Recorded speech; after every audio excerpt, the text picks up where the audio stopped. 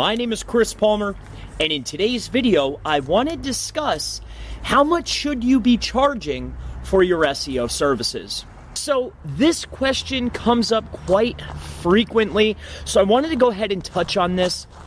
And let's not waste any time. We'll get right into what I feel and what I have done with some of my partners. So when speaking on coming up with an evaluation for your SEO services, we're not talking about a full service agency. We're simply talking about SEO, all right? Not PPC campaigns, not social media, not web design. Now, I know that these are popular ways to get people in the door, and then you apply SEO services as an add-on, as an additional service. But we're speaking just on how to price your SEO services. How much should you charge? So in determining this, you really need to start with your customer avatar. If you have not sat down and decided what your best customer avatar is, then you can't really go to step number 2. Now, determining your customer avatar is really going to set your price on an hourly basis, because a lot of times people will come and let's just say, for instance, that customer A only wants to spend $500 to $600, or because of other service providers that charged by the keyword, because the keyword per click is only worth so much, they're used to paying X amount. If you're running into this problem, then you need to change your customer avatar. If you want to demand and command a higher dollar, then you need a different customer avatar so you can get more per hour. And this is going to bring me into number 2. So number 2 is, what is your time worth? Are you working with somebody? Do you have a team? What is your time worth? Now, you can look at the averages and what's common and this and that, but at the end of the day, what's your time worth? Do you feel that your time, and because of your skill set, these two things play hand in hand? Is your time worth $50 an hour, $75 an hour, $100 an hour, $200 an hour? Now, I feel if you are at least an intermediate advanced SEO, you should be commanding and demanding at least 50 plus per hour. But again, what's your skill set? So number 1 is your customer avatar. You need to know what kind of client are you servicing. Are you just taking anybody in the door? Are you just starting out? Then you're probably going to be taking a lot less. Number 2, you need to figure out your skill set. What is your skill set? What is your experience level?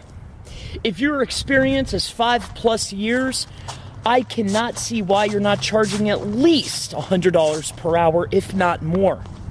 So number 3 brings me to this. Once you have determined your customer avatar and your skill set, which is equal to your hourly worth, then we're going to move into, have you taken the time to systematically break down how long it takes to perform each and every service?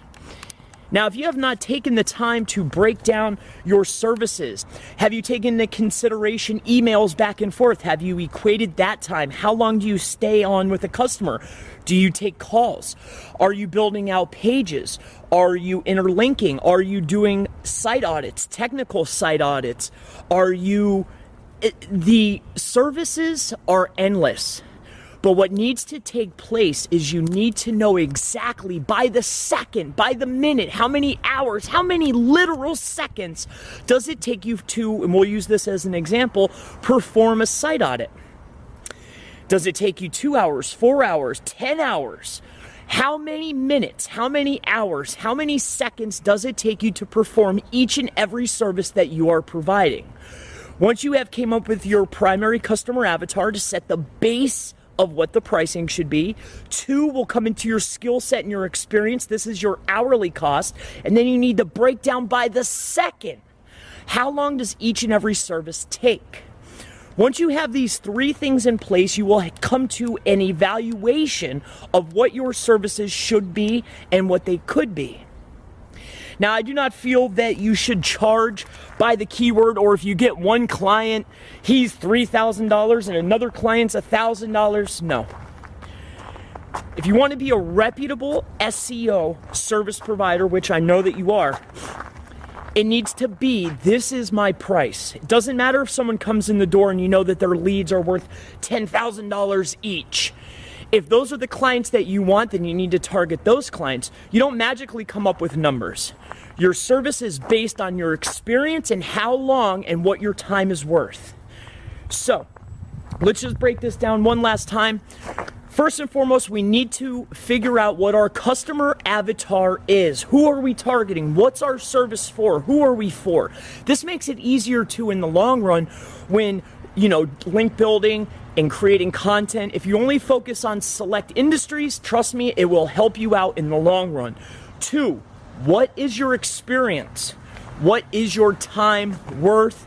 And 3, every single second, every minute, every hour of every process, including time on phone with the client, everything needs to be broken down. You need to know exactly this process takes this long, and then you will have a perfect determination of your value to tell your clients for your SEO services.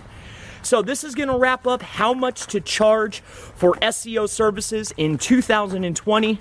My name is Chris Palmer. If you have any questions regarding SEO, SEO services, PPC, YouTube ads, Facebook ads, really anything digital marketing related, please feel free to leave it in the comments below. I look forward to seeing you in the next SEO services video. Have a wonderful day.